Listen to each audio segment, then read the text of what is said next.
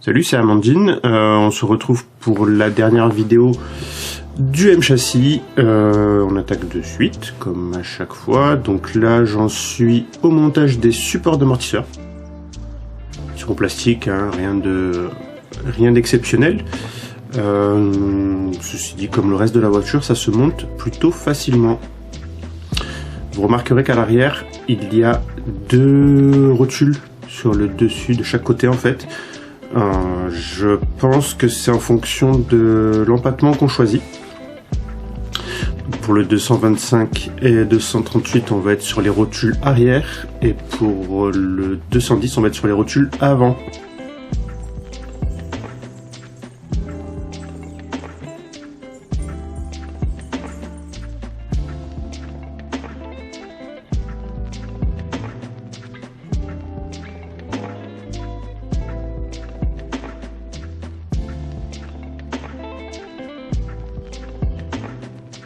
Les porte-fusées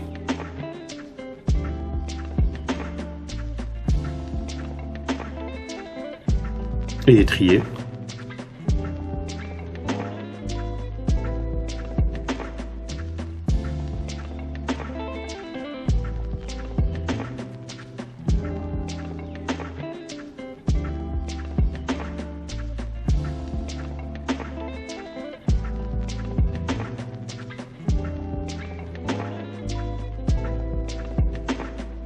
Donc voilà, tout est donc comme je vous disais, tout est sur roulement. Les cardans sont en acier et homocinétique.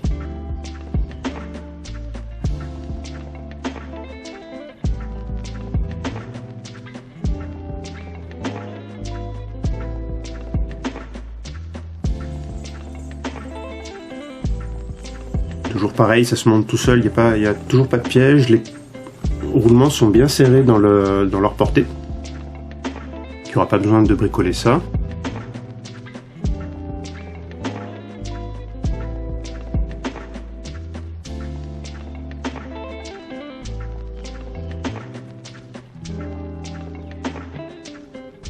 Donc les axes des étriers sont glissés dans les étriers et une vis en tête vient les bloquer. Il y a un méplat sur l'axe. Le montage n'a pas de jeu d'origine, mais il n'est pas serré, donc c'est parfait. Il n'y a pas besoin de réaliser spécialement. Enfin, c'est vraiment parfait d'origine.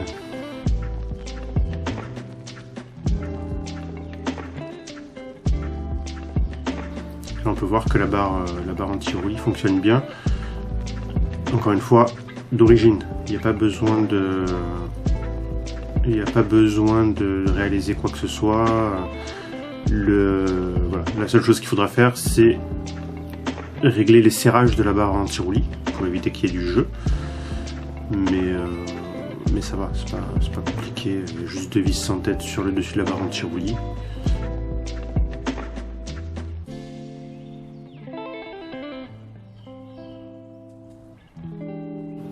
Donc toutes les chapes sont identiques, hein. Il y a une grappe de chape et vous prenez vos chapes dessus, tout simplement. Il n'y a pas de chape différente, même pour la direction, ce qui est logique de toute manière vu que le cerveau est placé à l'arrière. Une grande tige qui va de l'avant à l'arrière.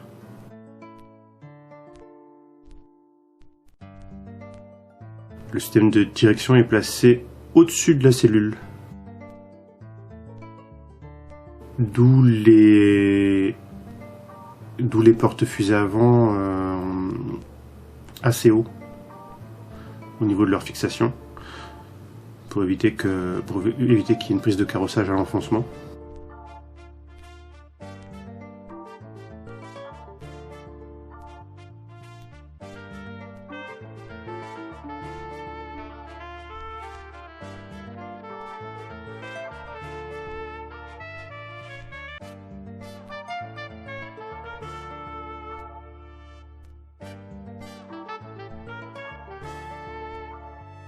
La visserie est de bonne qualité d'origine. Voilà, je voulais le dire parce que c'est assez rare pour être noté. Alors c'est pas de la visserie inox, hein, mais elle est solide.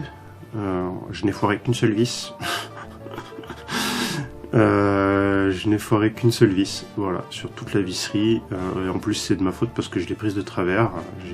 J'y ai un peu cru, mais bon, c'est pas passé.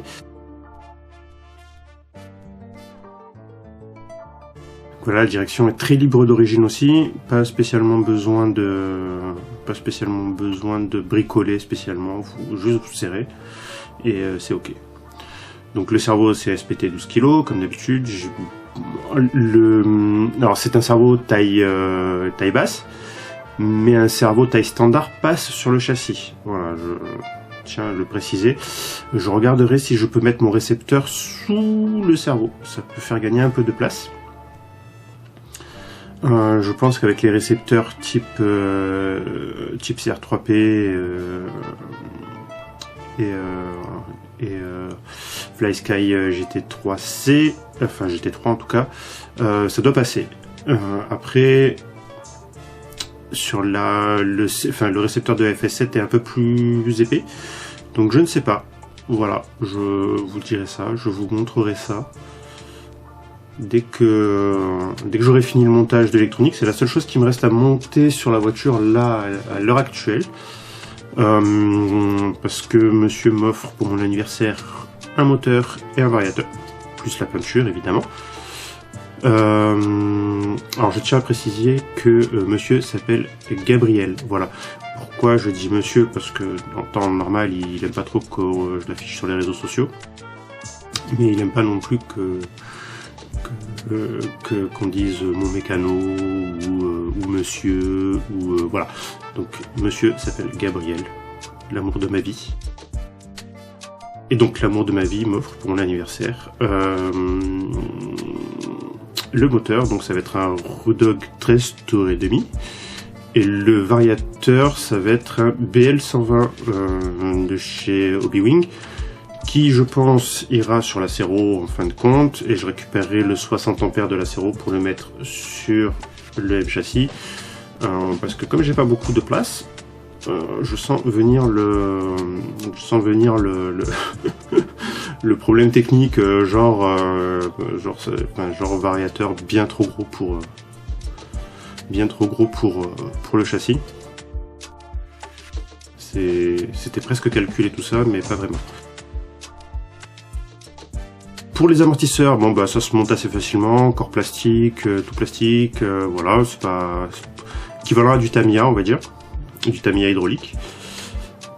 Donc plutôt de la bonne cam, c'est étanche, en tout cas sur la Sakura ça a pas bronché en presque un an, voilà, c'est fonctionnel. Là c'est de la 350 dedans si je dis pas de bêtises d'origine. Ça me paraît logique vu que le châssis est un peu plus léger. Je testerai, je passerai peut-être en 400 devant ou en 421 puisque c'est ce que j'ai. Je ne sais pas, je verrai, je vous dirai.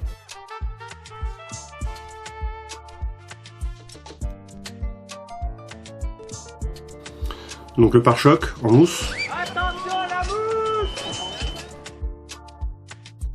Les supports de carrosserie, alors ceux-là en réalité on les montera pas. Alors vous pouvez les monter sur le châssis quand même, c'est possible, il y a des emplacements, mais c'est pas ceux-là qu'on monte. C'est pas ceux-là qu'on monte, c'est les droits qu'on va monter et on les monte depuis